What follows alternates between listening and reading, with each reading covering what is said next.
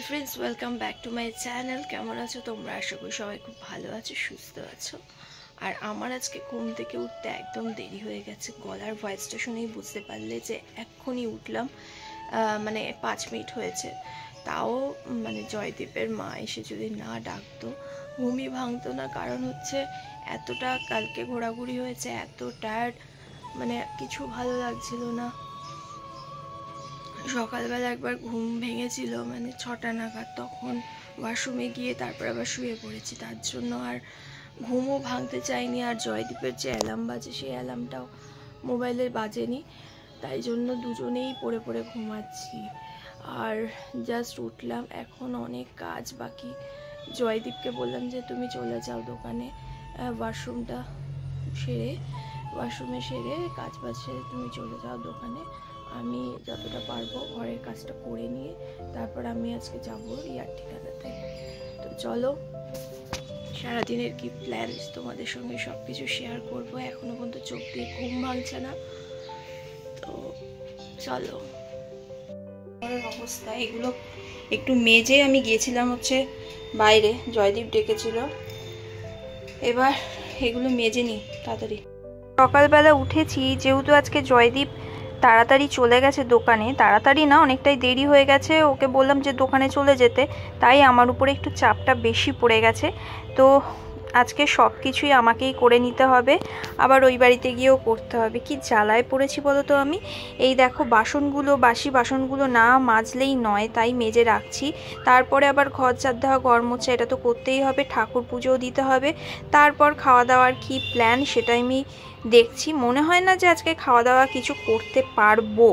তো চলো এখন আমি ঘরটা মুছে নিই তাড়াতাড়ি, তারপর তো আমাকে তাড়াতাড়ি রেডি হতে হবে। বলো তো, মানে আমাকে তাড়াহুড়ো করতে করতে আমার কোমর ব্যথা করছে, জানো তো।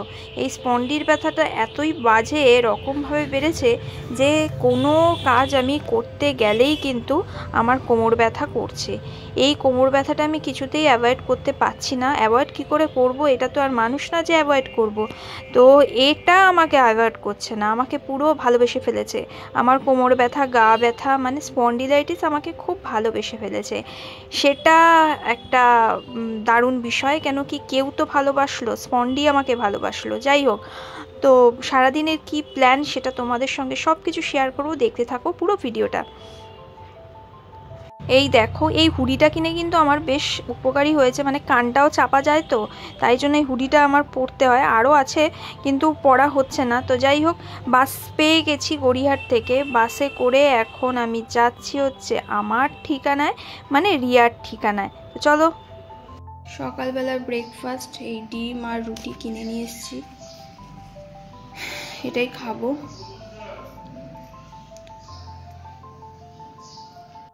কিছু কাজ করছিলাম, কাজ করে এখনই হঠাৎ করে দেখলাম 2টো বেজে গেছে। তো 2টো বেজে গেছে, আর এই যে ছোট ছোট মাছগুলো সেইটা কিনেছিলাম, এই যে পুঁটি মাছ, এই মাছগুলো আজকে একটু ভাজা ভাজা করে খাবো। তো এই পুঁটি মাছ ভাজা, আর কই মাছটাও ভেবেছিলাম করবো, জানি না ওটা হবে কি হবে না, মানে আমার ইচ্ছা করবে কি করবে না করতে, তাই জন্য আমি এখন সিওরিটি দিতে পারছি না কই মাছের ব্যাপারটা। নাও করতে পারি আমি, শুধু আলু সিদ্ধ, ভাত আর এই মাছ ভাজাও করতে পারি, আবার করতেও পারি। কি বলতো, এই টাইমটা না খুব ঠান্ডা লাগছে, কেন করতে ইচ্ছা করছে না কাজ। দেখেছেন মহারানী ভিক্টোরিয়া কত কাজ করে, অনেক কাজের মেয়ে কিন্তু ও, বুঝলে। এখন বাজে প্রায় 4:03। এখন আমি খেতে বসছি। এই হচ্ছে খাবার, এই ভাত, একটা আলু সিদ্ধ, কুমড়ো একটু সামান্য তেলে ভাজা করেছি, আর এই পুঁটি মাছ। এই হচ্ছে আজকে দুপুরের লাঞ্চ আমার। তো চলো। ও এখানটায় অল্প একটু ঘি নিয়েছি। আলমারিটা গোছালাম, মানে যেগুলো কাজের জিনিস জায়গায় রাখলাম। তুতলাচ্ছি, মাঝে মাঝে তুতলেছি। ওয়েদারটা আজকে এত ঝিমানি ওয়েদার, মানে পুরো অন্ধকার করে এসছে, মেঘলা ওয়েদার, মনে হচ্ছে যে বৃষ্টি বৃষ্টি যখন তখন আসতে পারে। তো আমি এখন খাবো, খেয়ে নিই, তারপর দেখা যাবে। শুধু শুধু মাছ ভাজাগুলো খাচ্ছিলাম, একটু গ্যাস হয়ে গেছে এর জন্য। তো যাই হোক, খাবারটা আগে খেয়ে নিই। হ্যাঁ, আজকে অনেকটাই দেরি হয়ে গেছে। আসলে সকালবেলার খাবারটা অনেকটা দেরি করেই করেছি, প্রায় 12টা, তাই জন্য খাবারটা খেতেও দেরি হয়ে গেছে আমার। মানে ইচ্ছা করছিল না, এখনও আমার ইচ্ছা করছে না খেতে, কিন্তু ভাতটা করে রেখেছি, নষ্ট হয়ে যাবে, বেকার দরকার কি, খাবারটা খেয়ে নিই। তো তাই এখন খেতে বসছি। তো চলো খেয়ে দিয়ে নিই, তারপরে কথা হবে তোমাদের সঙ্গে। অনেকটা টাইম মার সঙ্গে কথা বললাম, আর ফোনে কিছু ইম্পর্টেন্ট জিনিসগুলো দেখছিলাম, মানে কিছু শেখবার জিনিস আছে, সেই শেখবার জিনিসগুলোই দেখছিলাম, আর তাই জন্য একটু দেরি হয়ে গেছে।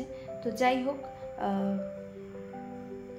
এখন জয়দীপ আসবে। জয়দীপকে বললাম যে দেরি হয়ে গেছে, রাত হয়ে গেছে, একটু এসে নিয়ে যাও। ও বললো যে আসবে। এদিকে ওর ফোনে চার্জ নেই, আমি বললাম যে তাহলে বেলটা বাজিও, তাহলে নিচে নামবো। আমি পুরো রেডি হয়ে বসে আছি। তো এখন প্রায় বাজে 10টা, হ্যাঁ 10টা, রাত 10টার সময়ও আজকে আমি এখানে। তো দেখা যাক ও কখন আসে আর কখন আমি বেরোই।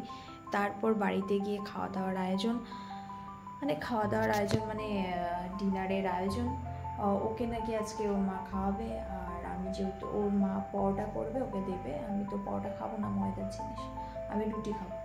তো চলো। শেষ হয়ে গেছে তো, এখন ভিডিও করছো, শেষ হয়ে গেছে। খাওয়ার সময় মনে ছিল না। এখন ওই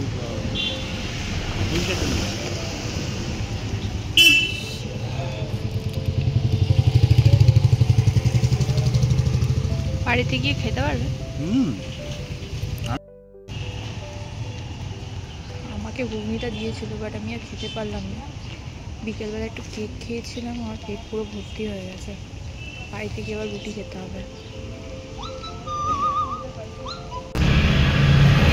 ঠান্ডা প্রচুর, হাওয়াটা পুরো চোখে মুখে লাগছে, কানে কিন্তু লাগছে না, কানটা ঢেকে রেখেছি। কাজটা ঢেকে দিলে চোখে লাগবে না, কিন্তু মুখে তো লাগছে, মুখ দিয়ে আসছে, তো ভালোই ঠান্ডা লাগছে। গলাটাও কাজটা ঢেকে দাও, কাজটা ঢেকে দিয়েছে। রাস্তাঘাট পুরো ফাঁকা হয়ে গেছে। এখন বাজে মাত্রই 10টা 19, তাতেই রাস্তাঘাট পুরো ফাঁকা। এই জায়গাটা কেমন জমজমাট থাকে, পুরো ফাঁকা জায়গাটা পুরো।